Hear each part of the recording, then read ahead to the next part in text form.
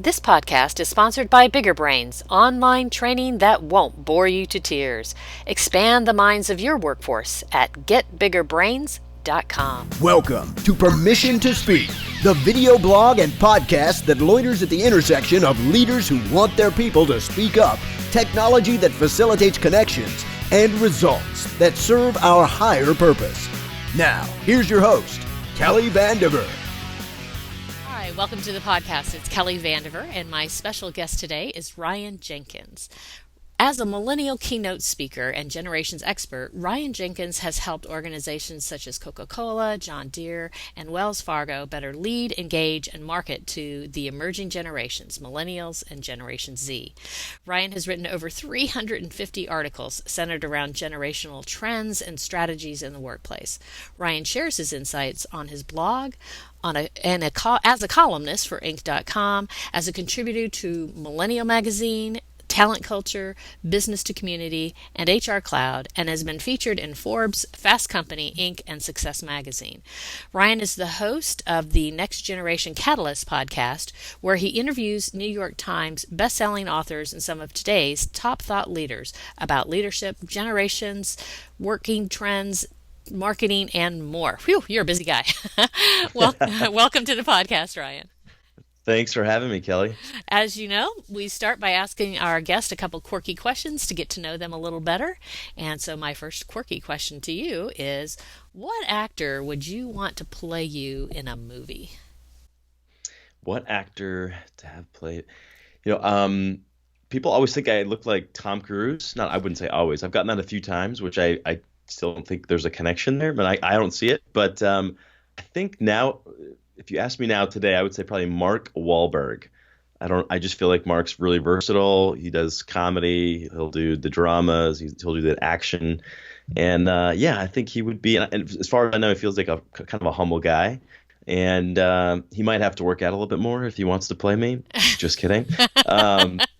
But I would go with Mark Wahlberg on that one, yeah. Very cool. I could see the Tom Cruise. I wondered if that was going to be your guess, but Mark Wahlberg is brilliant too. So Yeah, absolutely. Very cool. Very cool. Okay. So what is your favorite possession? Favorite possession? I would say, well, I guess besides all the technology, I'm a tech guy. So besides the laptop and the phone and everything else, I would say I collect vintage concert posters.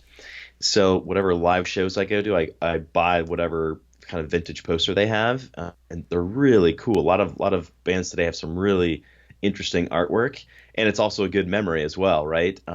So I've probably got north of 60 vintage posters, and I'm only about a quarter of the way framing them. At some point, I want to put them all up in an office or somewhere. But I freaking love those things, and I've never heard of anyone else that collects those, and so it's super unique, and that is my possession that I love.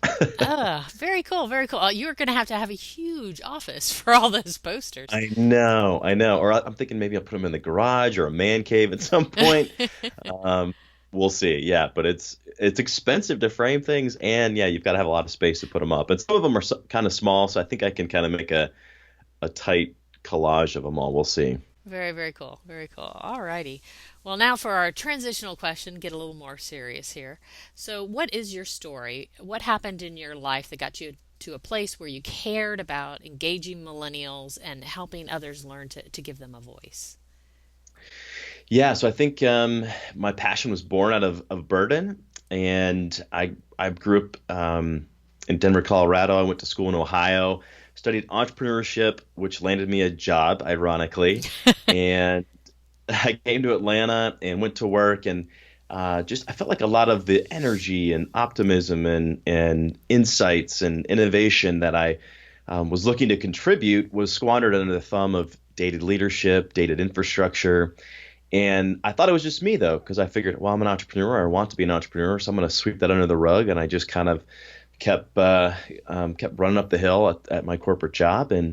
But the more I began talking with a lot of my millennial peers, I am a millennial, and I began talking to more of my friends and peers and colleagues, they were having a lot of the similar tension. And so I thought, okay, there's got to be more to this than just me. And so that piqued my interest. I began reading books on the topic. It piqued my interest even further. I began interviewing hundreds of millennials on how they what their expectations were when it came to work and career and leadership, consumer behavior, et cetera. And then from there, launched a blog. Then I started a podcast where I was interviewing Fortune 500 executives and thought leaders in the space on how they lead, engage, and sell to the emerging generations. And all of that just began to build. And now I would considered one of the top millennial authorities in the space. And I come at it with a unique voice because I am a millennial. And a lot of the tension I experience, I now try to help organizations alleviate that so they can better engage their millennial employees. And we'll probably dig into it, but there's a bigger story to be told than just millennials and generations. And I'm sure we'll peel that layer back. But that's how it all started, and that's kind of where my passion came from. Okay. Well, let's get started on that journey. Great. I heard you mention in a talk that 72% of millennials, I think 71% of millennials are disengaged at the workplace. So why is that? And are there things leaders can do about that? Yeah, so I mean, just work has changed, right? I mean, it doesn't matter what your generation is. We're all feeling the pinch. The tools, the rules, and the pace of work have changed. Things are moving very, very rapidly. And so I think if any of the listeners out there just compared the way they work today with just 5 years ago, the work they do today is probably a lot different. Again, things have evolved. And so if you fast forward in 9 years, 2025, 75% of the workplace will be millennials and Generation Z. So a generation that fundamentally approaches work differently and approaches the world differently. As they begin stepping into leadership roles and decision-making roles, work is going to look a lot different. And so a lot of millennials are coming into the workplace with various expectations, and they're coming into organizations that probably haven't had a lot of change or haven't innovated as much as they probably should have. And so that's a lot of where the disconnect comes from.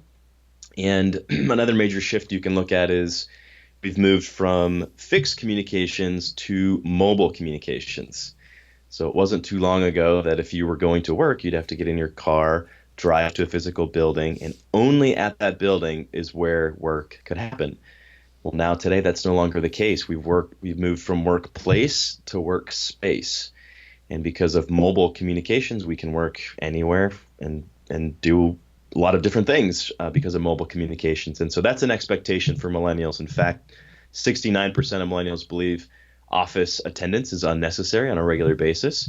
A lot of my audience feel that stat's really low. I think Wow. I know, right? Yeah, they're just like, no, all of them, it's 100%. Don't think it's necessary.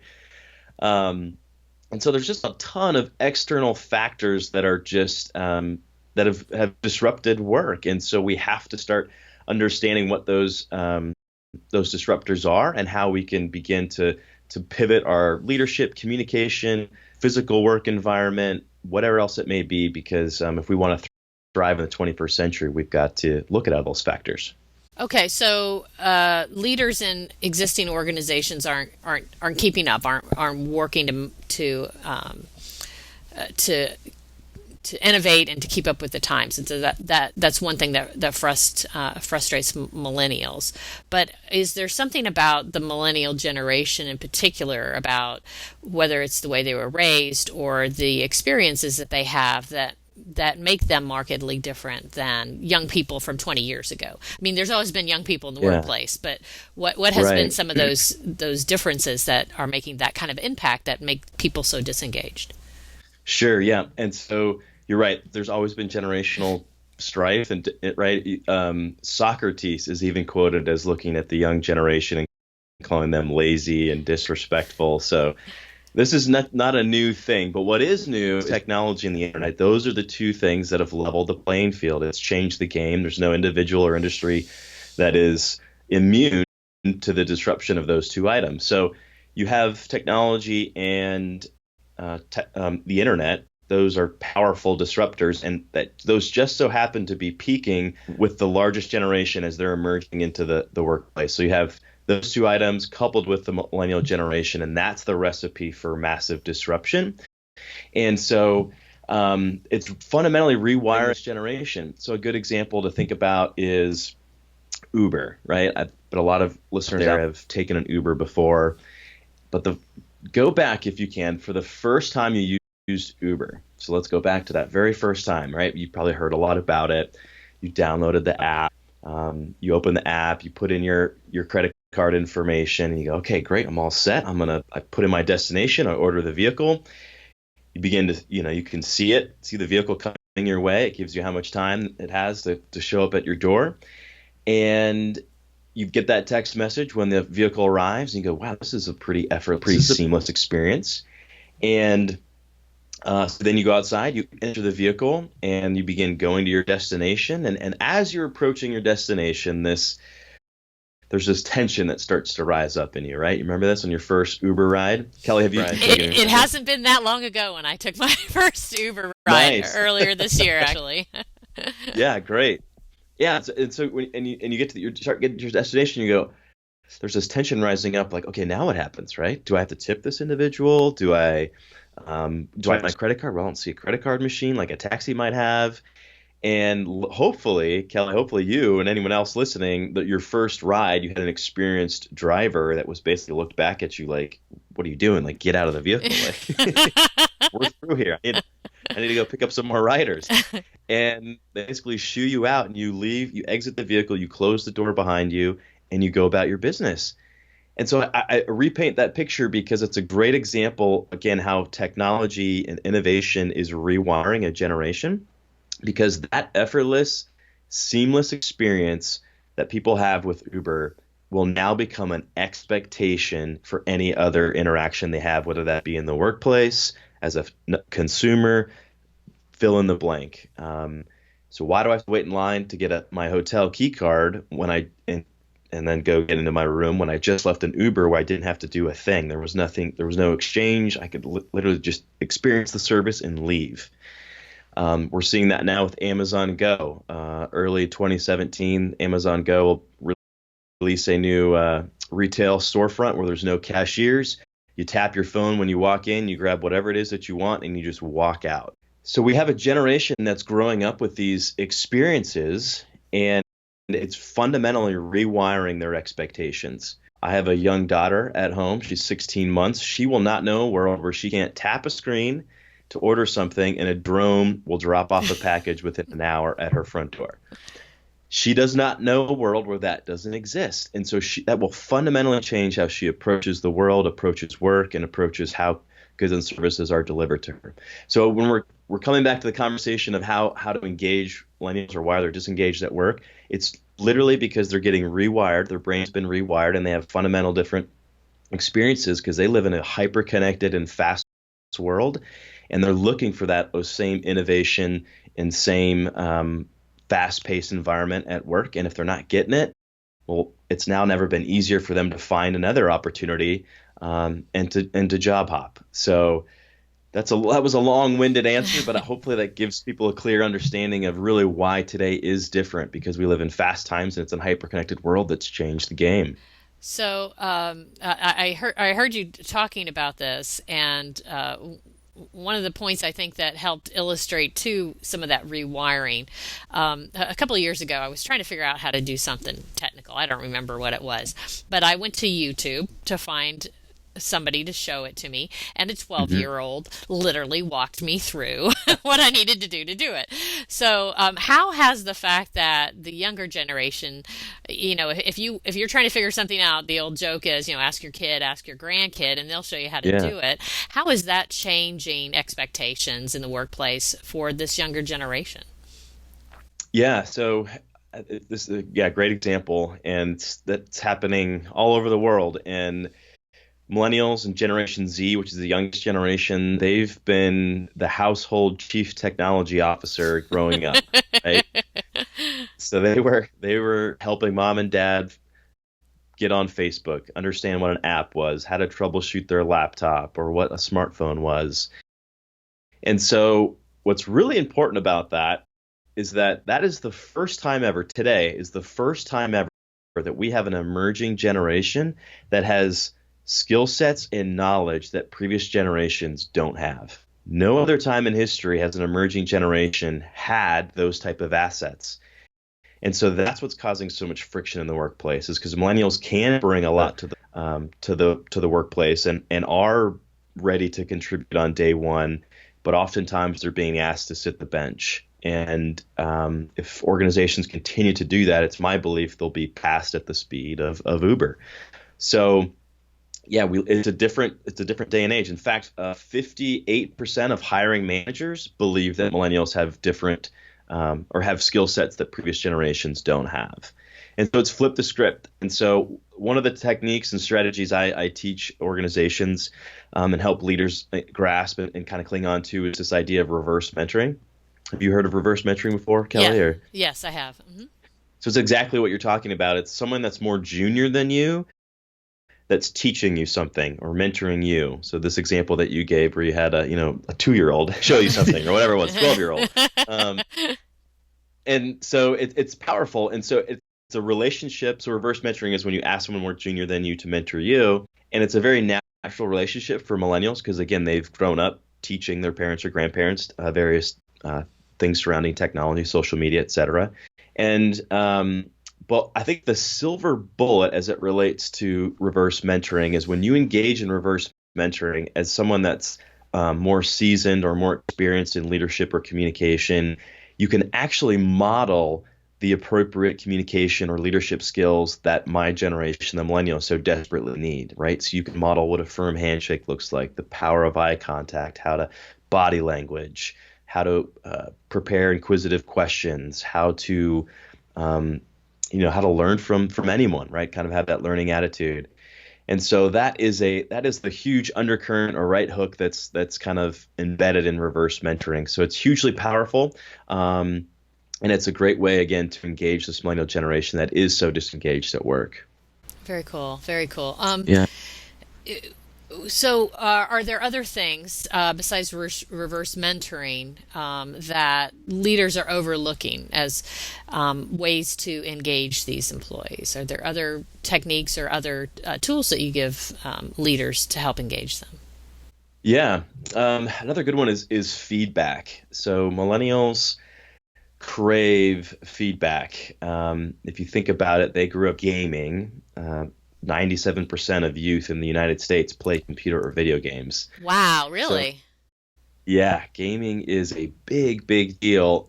And in fact, do you know the website twitch.com? Did you ever? No, I don't know. Twitch.com was, a lot of listeners are going to roll their eyes. I can sense that when I tell them what this is.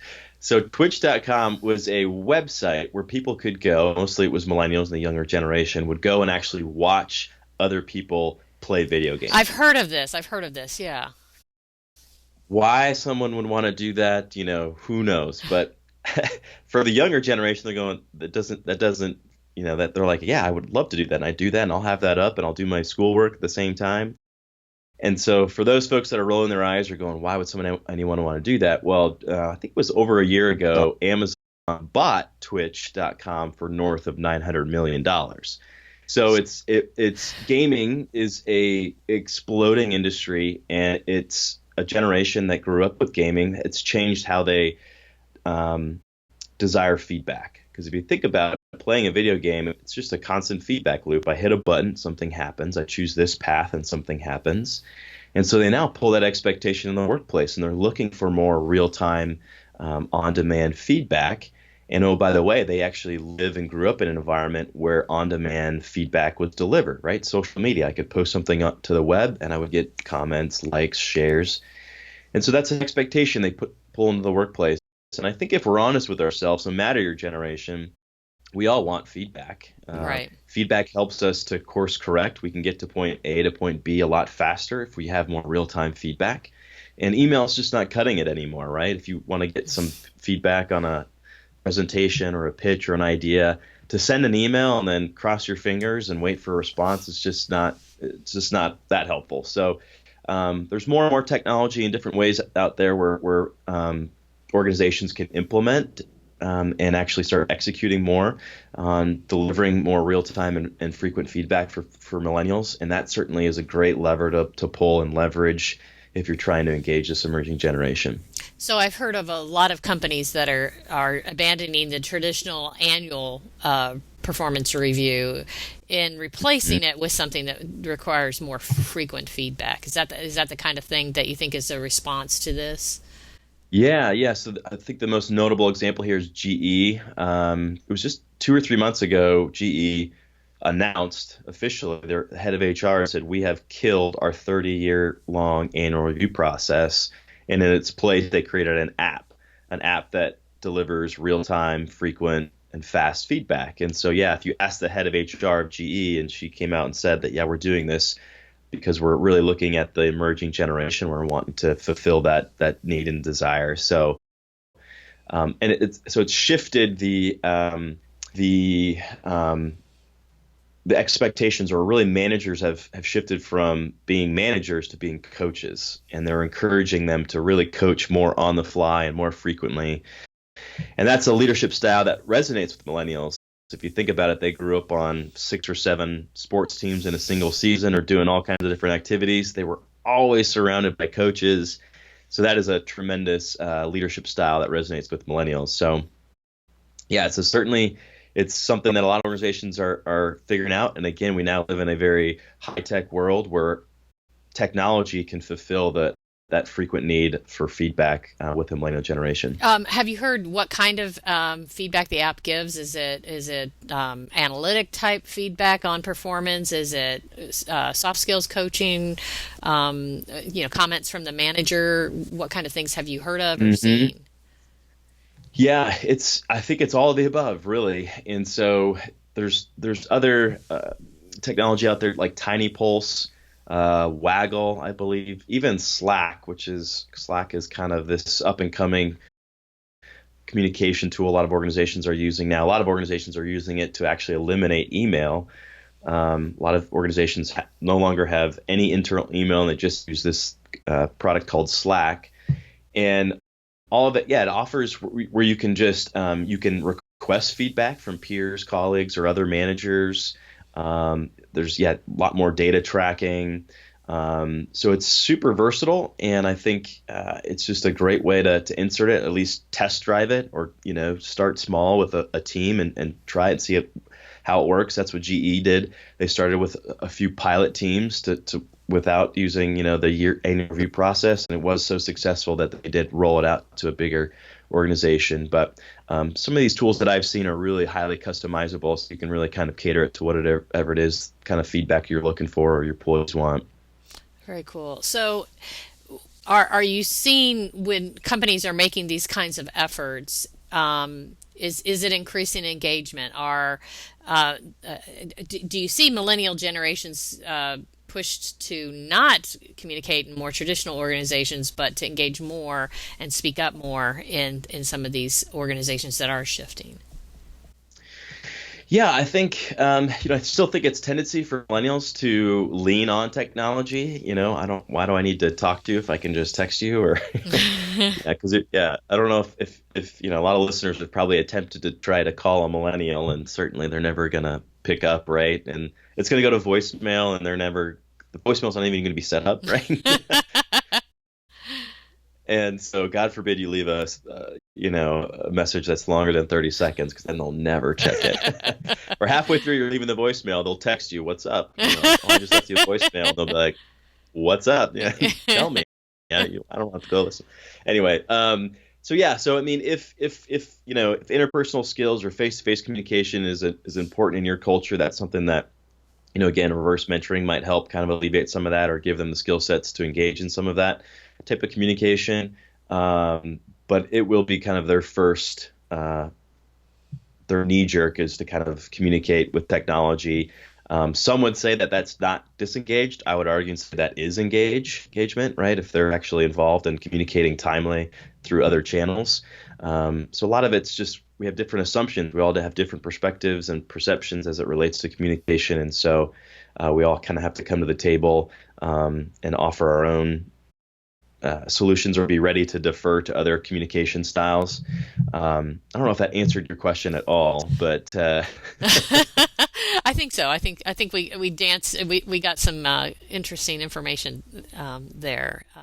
Okay, good. So a lot of I'm seeing in some of my management classes that millennials are being selected for leadership type positions. So, Hmm. how is a millennial who's a leader different in good ways and bad ways, maybe than some of the old school leaders that are out there? What do we see or what do we expect of our millennial leaders? Yeah, so you're right. Only about 30% of 21 to 32-year-olds have achieved a management position. So, just because folks are staying around longer in the workplace, they're staying in those leadership roles that would normally have been opened up for millennials. So they're certainly eager and anxious to get leading. But yeah, only about 30% of them have jumped into leadership roles. So you can expect more and more down the road, um, them stepping into leadership roles. But I think a couple words that come to mind when we think about how millennials will lead. I think they'll be collaborative. There's a lot of research out there that suggests that you put a bunch of millennials in a room and you give them a bunch of desks. Um, 9 times out of 10 they'll arrange those desks in circles rather than just kind of segmented pocket or whatever. So what that communicates to us is they're very collaborative. And back to our gaming example, this is a generation that grew up gaming, and gaming is very collaborative. If you think about gaming, there's really no hierarchy in gaming. There's not one single individual saying, hey, go do this mission, or now you do this, or you do that. In the world of massive multiplayer online games, it's a group of individuals. Typically, it's a global group, right? They could have a headset in and gaming real time along someone half around the world. And it's a group of individuals going after a common goal. And of course, you see this panning out in a lot of organizations that are trying, this term holacracy, Hmm. Zappos, where no one has any titles. Still too early to see if that will pan out, but I think there's a lot of there's a lot of bits and pieces or benefits in there that millennials resonate with. So as they step into leadership roles, I think they'll be really looking to collaborate. They're looking to put people in their strength zones, and so I think they'll be very effective delegators. And then the other word that comes to mind as millennials step into leadership roles is just innovation. And I don't think that would surprise anybody. They're going to want to challenge the status quo. They're going to be looking to disrupt and figure out what else can we do? How can we work smarter? How can we do more with less? And how can I help my teams achieve the work-life balance that I want so much as well? So I think, yeah, those are a few words that come to mind. I guess the last word I would maybe say too is just flexible. This is a generation that grew up with this knack for adaptability, right? Facebook was changing, their interface was changing on a monthly basis. It seemed like a new phone was coming out every other month, and so they just have a knack for adaptability to be flexible. And I think they're going to be creating more flexible environments if when they're leaders and at the helm of their teams. Very cool. Very cool. Okay, I'm just going to look real quick at my list here. Oh, yeah. Uh, I have heard people say disparaging things about some of the millennials in their No, work. never. I know. I've heard the word entitled. I've heard the word, they don't want to work, type of thing. So, but you had a different perspective on that. You think maybe instead of being lazy or entitled, they may be underutilized. Can you talk more about that? Yeah, I do believe that. So we'll back up. So entitlement, I think there's a certain level of validity there. I think the core. I think a lot of humans are entitled, or I think our natural tendency is to be entitled or to be selfish, and so we have to work extra hard to get over that. So oftentimes it just comes with maturity that we get over that. And also entitlement's a learned behavior, right? It's not something that you necessarily are born with understanding. And so, unfortunately, I give the example that I grew up playing hockey out in Colorado. And at the end of each season, it wasn't me being a millennial, looking at my other millennial teammates being like, hey, guys, we all need trophies, right? Right. No, but who was it that was saying we all needed It was trophies? your parents, people like me. Yeah, our parents. Yes, the parents being like, guys, you know what? Everyone needs a trophy. And now it's the baby boomer leaders that are going, gosh, this generation's so entitled, and unfortunately they're having to lay in this bed that they created themselves, unfortunately. But so I think there's a maturity aspect here. But I think when it comes to entitlement, and then we'll move into the kind of the engagement, the second piece of the question.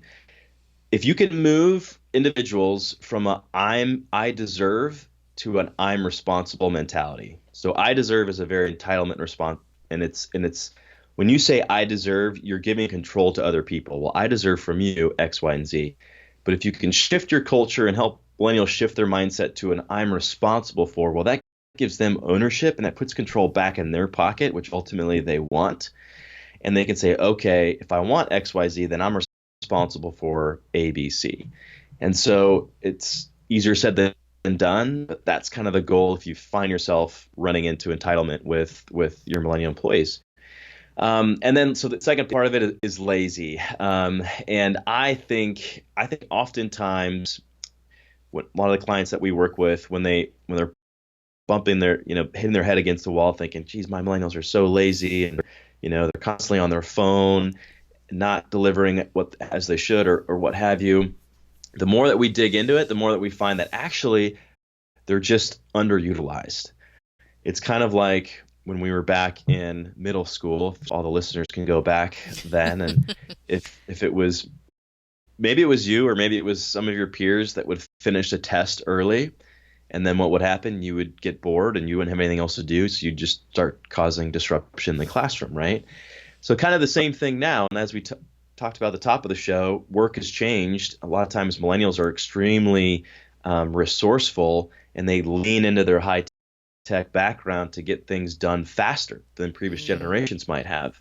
And so oftentimes they're on their phone or they're doing other things because they might have completed their work, right? And so I think one of the best things to get a millennial to put down their device is to give them more to work on and really tap into some of their passions or strengths and have them pursue innovative projects. And I think you'll see that they won't be on their phone quite as much. And I think we have to really understand and get a better understanding of what their output is, and so we can leverage it accordingly. And then the other thing to think about too is Snapchat is the new smoke break, right? I like that.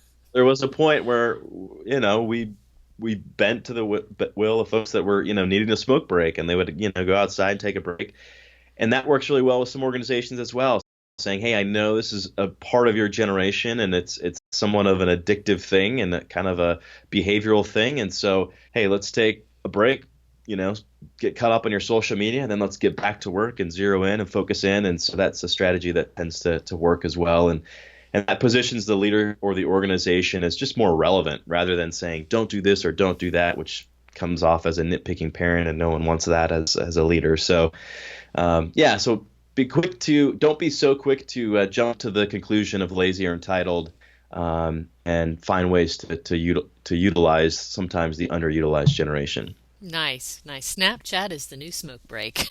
That's right. Very quotable there. All right.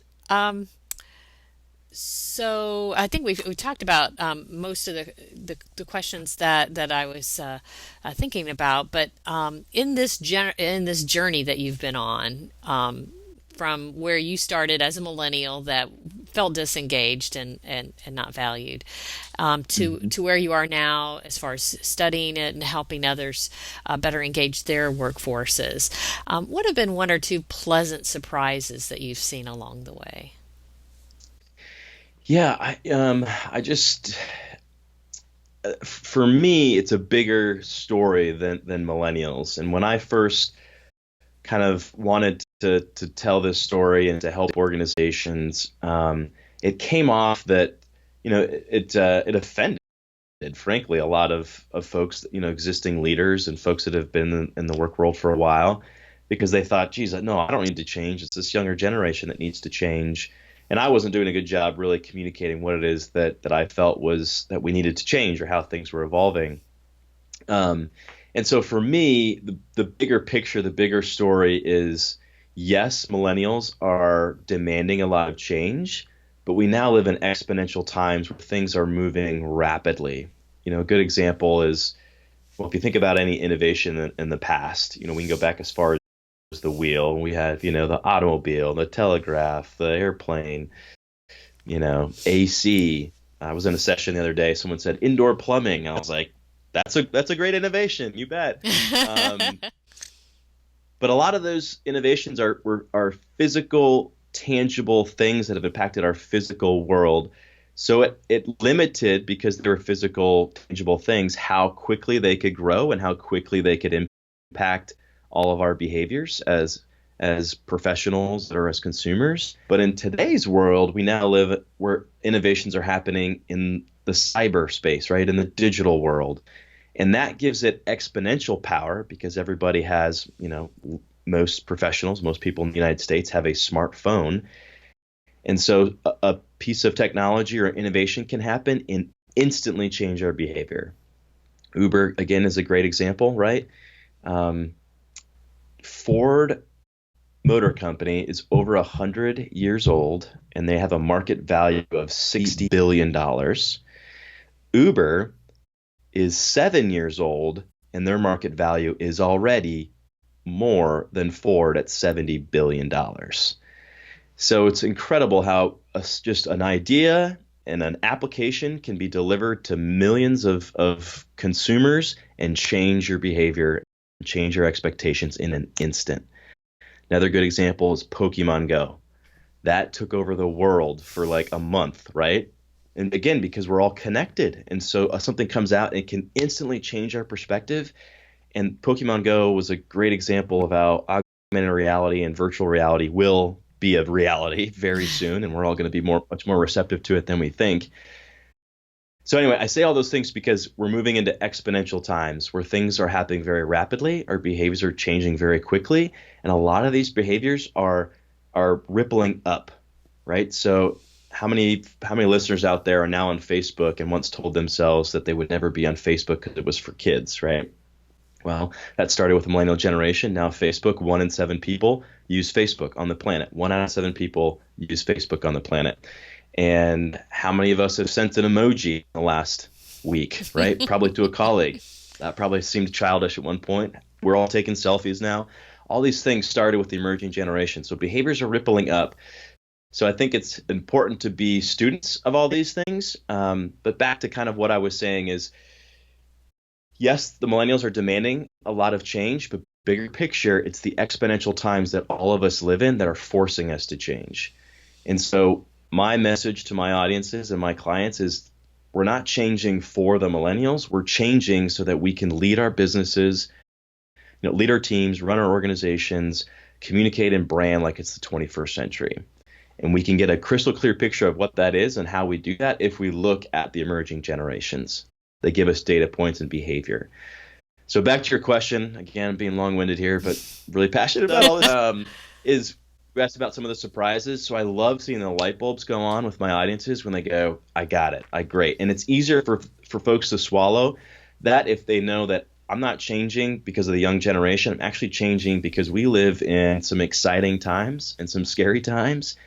But it's important that we all adapt and continue to move forward and evolve and to think about what's next for our own leadership, our own careers, and our businesses. So that's the biggest surprise. I love just seeing the light bulb go on with folks and seeing the shift happen, saying, you know what, I can see this all makes sense. The stories that I kind of roll out as in the new picture of who millennials are.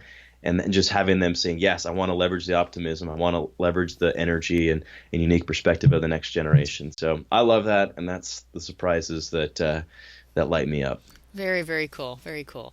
Yeah. Well, before we sign off, is there anything else you'd like to add? Is there a question you wish I'd asked that I hadn't asked? Anything else you'd like to share with the leaders listening?